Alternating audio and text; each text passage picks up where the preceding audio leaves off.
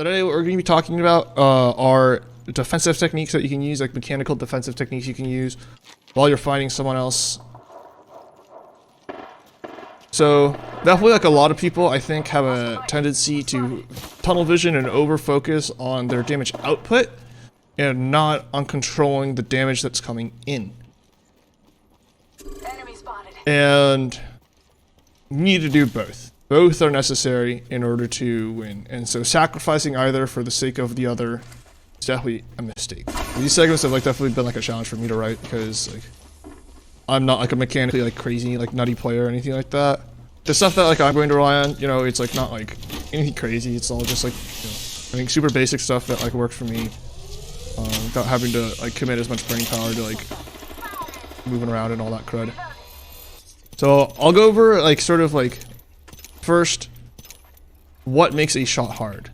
And so having an understanding of like what makes shots challenging helps you like sort of like, I guess, like fixing your mind like this is like, you know, like sort of like what you're going for with your defensive techniques, right? Your defensive technique should help you like do these things and make these things like happen from your enemy's perspective, right?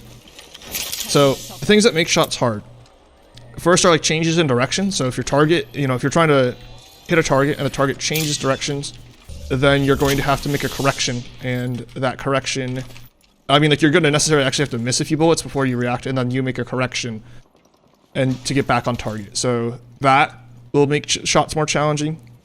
Changes in speed can also, you know, do the same thing. So that, like, you know, if you're trying to track someone, and even if it's like with something like the wingman, like you'll be like tracking at like a certain speed, and then the character like changes the speed that they're going suddenly, then that can actually cause your track to become off target. So things that like cause like the size of the target to grow smaller or larger are going to be other factors, or excuse me, things that cause the size of the target to grow smaller are also going to have a big impact. And finally, or excuse me, there's actually a couple more things. The maximum speed of the target. So if the target itself is just moving quickly,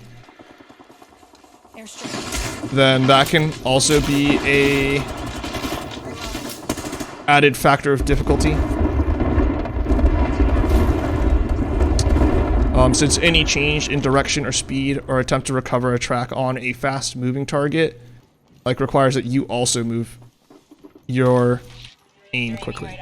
So then after changes, or after the max speed, the next factor is going to be visibility, or excuse me, predictability. I guess none of these really are in any particular order, so it doesn't really matter.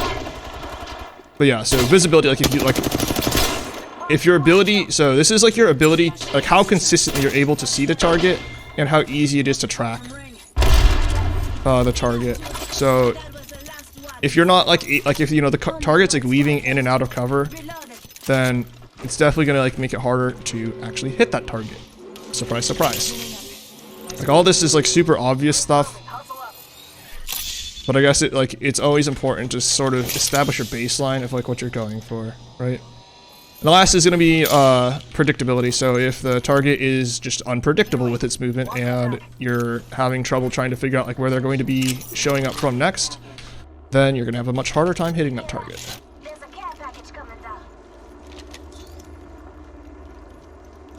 And so like, you know, all of those like defensive techniques, or all of those factors, right, that make shots harder for someone, those are all things that your defensive technique should do, right? So like whatever thing that you do when you're fighting, like whatever little, you know, thing you, like little trick you have in your bag of tricks, it should, you know, operate on like one of those factors. And so I'll go through each of the techniques that I'm going to present to you today, and I'll also point out like which factors they affect the most.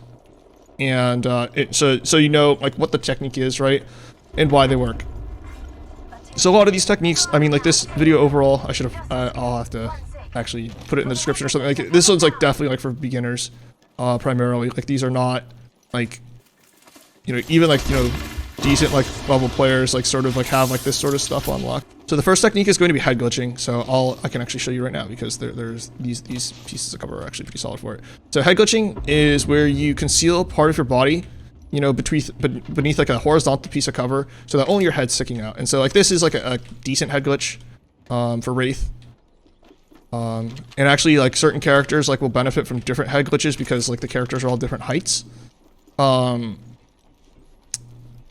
yeah, so like head glitching and then also keeping your peaks short. So like right now, right, like so it's like if I were trying to fight my like Bangalore, right, like then I could use this as a head glitch and like be ducking and weaving in and out of the cover here. And so what that does, right, so that's definitely going to reduce the size. And so like a perfect head glitch, really, only the very tippy top of your head is visible. And so the size of the target has grown much, much smaller, right? And the predictability, because like the enemy can't see as much of your body, and because like they're working with such a small target that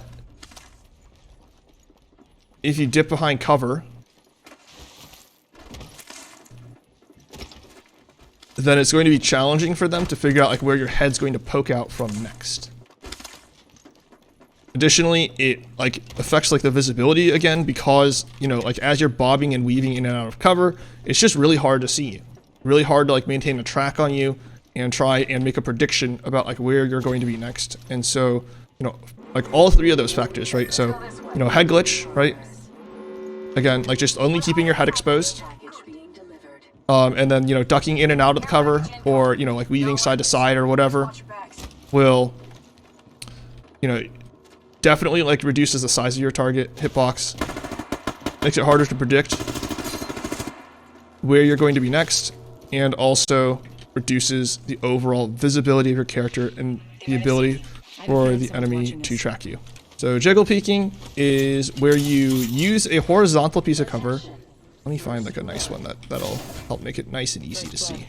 So if I was like fighting someone that's like, you know, over here, right? Juggle peeking would be like peeking around this doorway, this vertical piece of cover, you know, just side to side strafing. You know, you're not trying to shoot on each of the peaks. What you're trying to do is you're actually trying to bait the enemy into shooting their gun and missing shots on you. So you're making yourself, you know, you're like, you know, very quickly changing like the direction that your character's moving in. You're being difficult to predict as to, you know, like when you're going to peak next. Like the enemy has no guarantees and you have complete control of that timing. And you're also, you know, reducing the overall visibility of your character, because at all times almost a noticeable segment of your hurt box is concealed. And so it makes it more difficult for the enemy to like actually like dial in and like set up a good track on you. The reason like why like you're trying, like why it's like so important to try and like make your enemies like miss their shots. You know, let's pretend for a second, right, that you and your enemy have the exact same loadout.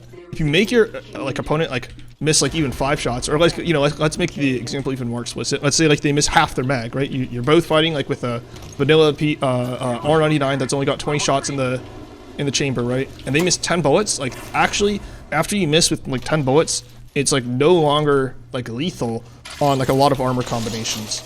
Like I think like blue and like white on the fortified characters. And so now, like, you know, the enemy is actually going to have to switch weapons or reload in order to be able to kill you. Whereas you will be able to fire your entire mag of the R99, you know, and assuming you both hit like the same number of shots like afterwards in your next like interaction, then you're like at an advantage. You know, your goal is just to like deplete like the like, you know, ammo from like your enemy to force them into a situation where they either have to reload or switch weapons against you in order to be able to output the same amount of damage. And when an enemy is reloading or swapping weapons is when they're most vulnerable. And so, you know, it's sort of like just baiting out resources from your opponent. The last and final technique is going to be pre-aiming corners. So as you can guess, like, you know, pre-aiming corner means placing your crosshairs where you expect the enemy to come from around a corner and waiting for them when you know an enemy like is trying to follow you around that corner. And so this is particularly potent like with the Mastiff, but almost any weapon, you know, can do this to like some degree. And so,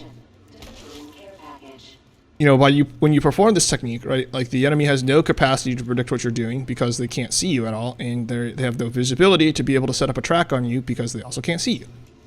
And so, you know, like what you're looking for there, right, is again just to catch like some free shots on the enemy as they run around a corner. If you do that like with a Mastiff and you like, you know, just absolutely like, you know, plug someone like for 112, then they're gonna think twice about continuing to push you. There's like I guess like a variant of like pre-aiming, which is pre-firing, where you make a prediction about when the enemy is also going to show up around the corner. And so this is particularly effective with weapons like the Havoc and the Devotion that have spin-up times, so that you can get those first few shots out of the gun. And it's like you're willingly going to miss those first few shots out of the gun, so that when they shoot, like when they come around, when the enemy comes around the corner, you're like immediately shooting like into them. I'm not as fond of pre-firing because I don't typically like run weapons that are like, you know, I'm typically going to be like using a Mastiff like when I'm pre-aiming around a corner, and so like so pre-firing a corner like actually would be disadvantageous for the Mastiff, because then I'd have to be, you know, rechambering my shot, like waiting to be ready to shoot again. And so what you'll notice is in common, right, between head glitching, jiggle peeking, and pre-aiming, is that all three of them operate around cover, right? Those should be your primary defensive tools and your primary defensive, like your go-to, like, excuse me, those should be your primary defensive tools. And the reason why, you know, again, is because, you know, when you're behind cover, like the enemy has zero chance of hitting you, like absolutely zero chance. So like anything else, like strafing, wall jumping, like wall bounces or whatever the hell, like, you know, like tap strafes, momentum shifts, like all of that stuff, right? All of those pieces of like movement techniques and like defensive techniques, like they're all designed to make the shots harder, but they also all like just like a chance to hit you, right? Like they make it harder for them to hit you, but it's like, you know, if you are in cover, there is a 0% chance that they will hit you. Like there's an absolute guarantee that some of those shots, if they try and shoot at you right like then and there, will not work. And there's like a complete denial of information, right? So it's like, you know, like if you're wall bouncing, right? Like the enemies can see that you're wall bouncing, and in a player that has become like accustomed to the like visual cue of someone doing like a wall bounce, you know, like will still be able to track you and still be able to like home in on like what your character is doing and where you're going to be next. Whereas, you know, like if they can't see you at all, again, you know, they have no capacity to predict what you're going to do next. And so, at least in my opinion, like, you know, the tools that you should reach for first when it comes to like just trying to be more effective when you're fighting, like like should not be offensive in nature, because honestly I think like most players need way more work on the defense side of things than they do when it comes to offense. So that's like the first thing. Like, you know, like the tools you should reach for are defensive, should be defensive in nature, and they should be trying to reduce the size, predictability, and visibility of your hurt box. Make it so, like, you know, making it hard to see you, hard to tell where you're going to be next, and also making the target, you know, like your target as small as you possibly can. That's pretty much, you know, just like some very basic, very simple defensive techniques that you can use and should be using like while you're fighting. Totally like targeted, like specifically at beginners, you know, so nothing too crazy there. Just the techniques themselves and like why they work.